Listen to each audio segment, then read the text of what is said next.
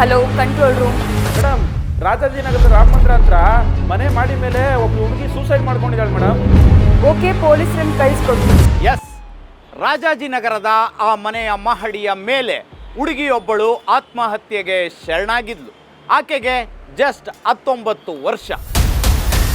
ಸ್ಥಳಕ್ಕೆ ರಾಜಾಜಿನಗರ ಪೊಲೀಸರು ಎಂಟ್ರಿ ಕೊಟ್ಟಿದ್ರು. ಆ ಶವದ ಪಕ್ಕದಲ್ಲಿ ಒಂದು ಮೊಬೈಲ್ ಬಿದ್ದಿತ್ತು. ಆ ಮೊಬೈಲ್ನ ಬ್ಯಾಕ್ ಕವರ್ನಲ್ಲಿತ್ತು ಒಂದು ಡೆತ್ ನೋಟ್. ಆಕೆಯ ಹೆಸರು ಪ್ರಿಯಾಂಕಾ. ಬೆಂಗಳೂರಿನ ಖಾಸಗಿ ಕಾಲೇಜೊಂದರಲ್ಲಿ ಫಸ್ಟ್ ಇಯರ್ BCom ಓದುತ್ತಿದ್ಲು. ತಂದೆ ಚಿನ್ನದ ವ್ಯಾಪಾರಿ, ಶ್ರೀಮಂತರ ಮನೆಯ ಹುಡುಗಿ ಈಕೆ. ನವೆಂಬರ್ 28ನೇ ತಾರೀಕು ಇದ್ದಕ್ಕಿದ್ದಂತೆ ಆತ್ಮಹತ್ಯೆಗೆ ಶರಣಾಗಿದ್ಲು. ಮೃತಳ ಮೊಬೈಲ್ನ ಬ್ಯಾಕ್ ಕವರ್ನಲ್ಲಿದ್ದ ಡೆತ್ ನೋಟ್ ಆಕೆಯ ಸಾವಿನ ರಹಸ್ಯವನ್ನ ಬಿಚ್ಚಿಟ್ಟಿತ್ತು. ಆಕೆಯ ಸಾವಿಗೆ ಕಾರಣವಾಗಿದ್ದ ಅವನೊಬ್ಬ ಕ್ಲಾಸ್ಮೇಟ್, ಹೆಸರು ದಿಗಂತ್. ದಿಗಂತ್ ಹಣದ ಹುಚ್ಚಿದ್ದ ಹುಡುಗ. ಆತನಿಗೆ ಆನ್ಲೈನ್ ಜೂಜು, ಕ್ಯಾಸಿನೋ ಅಡ್ಡೆ ಅಂದ್ರೆ ಸಖತ್ ಇಷ್ಟ ಇತ್ತು. ಹೀಗಾಗಿ BCom ಓದ್ತಾ ಇದ್ರು ಕೂಡ ಜೂಜಿನಲ್ಲಿ ಮಿಂದೇಳ್ತಾ ಇದ್ದ. ಇನ್ನು ಪ್ರಿಯಾಂಕಾ ಆತನ ಕ್ಲಾಸ್ಮೇಟ್. ಆಕೆ ಶ್ರೀಮಂತೆ ಅನ್ನುವಂಥದ್ದು ಗೊತ್ತಾಯ್ತು. ಆಕೆಯ ಸ್ನೇಹವನ್ನ ಮಾಡಿದ ದಿಗಂತ್ ಅವಳನ್ನ ಮನಿ ಡಬ್ಲಿಂಗ್ ಅಂತ ನಂಬಿಸ್ದ. ಹಣದ ಹುಚ್ಚು ಹಿಡಿಸಿದ್ದ. ಇದರ ಮುಂದುವರಿದ ಭಾಗದಲ್ಲಿ ಏನಾಯ್ತು? ಜಸ್ಟ್ ಒಂದು ವಾರದಲ್ಲಿ ಹಣವನ್ನ ಡಬಲ್ ಮಾಡಿಕೊಡ್ತೀನಿ ಅಂತ ಹೇಳಿದ್ದ. ಹಾಗೆಯೇ BMW ಕಾರ್ ಕೂಡ ಕೊಡಿಸ್ತೀನಿ ಅಂತ ಹೇಳಿದ್ದ. ಆಕೆ ಆಸೆಗೆ ಬಿದ್ಲು.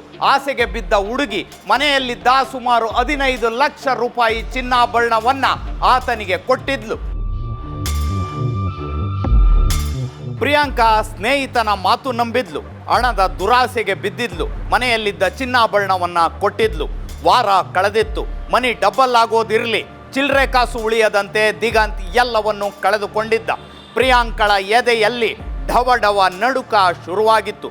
ಎತ್ತವರು ಎಲ್ಲಿ ಚಿನ್ನಾಭರಣವನ್ನ ಕೇಳ್ತಾರೋ ಅನ್ನುವ ಭಯದಲ್ಲಿ ಪ್ರಿಯಾಂಕಾ ನಡುಗತೊಡಗಿದ್ಲು.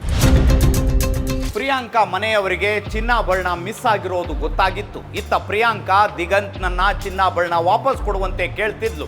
ಆದ್ರೆ ಆತ ಕತೆ ಹೇಳತೊಡಗಿದ್ದ. ಹೀಗಾಗಿ ಗಾಬರಿಗೆ ಬಿದ್ದ ಪ್ರಿಯಾಂಕಾ ಮೊನ್ನೆ ನವೆಂಬರ್ 28ನೇ ತಾರೀಕು ಮನೆಯ ಮಹಡಿಯ ಮೇಲೆ ಡೆತ್ ನೋಟ್ ಬರೆದಿಟ್ಟು ನೇಣಿಗೆ ಶರಣಾಗಿದ್ಲು. ಮೃತಳ ಮನೆಯವರು ಕೊಟ್ಟ ದೂರನ್ನ ಆಧರಿಸಿ ಪೊಲೀಸರು ದಿಗಂತ್ನನ್ನ ಅರೆಸ್ಟ್ ಮಾಡಿದ್ದಾರೆ. ದುಡ್ಡಿನ ಆಸೆಗೆ ಬಿದ್ದ ಪ್ರಿಯಾಂಕಾ ಸಾವಿನ ಮನೆಯ ಬಾಗಿಲು ಬಡಿದ್ರೆ ಜೂಜಿನ ಆಸೆಗೆ ಬಿದ್ದ ದಿಗಂತ್ ಜೈಲು ಸೇರಿದ್ದಾನೆ. ಟೀನೇಜ್ ಯುವಕ ಯುವತಿಯರೇ ಹುಷಾರ್. ಓದುವ ವಯಸ್ಸಲ್ಲಿ ಇದೆಲ್ಲ ಬೇಕಾ ಅಂತ ಹೇಳ್ತಾ ಈ ವಿಶೇಷ ಎಪಿಸೋಡನ್ನ ಮುಗಿಸ್ತಾ ಇದ್ದೀನಿ. ನೋಡ್ತಾ ಇರಿ ಸಮಯ ನ್ಯೂಸ್.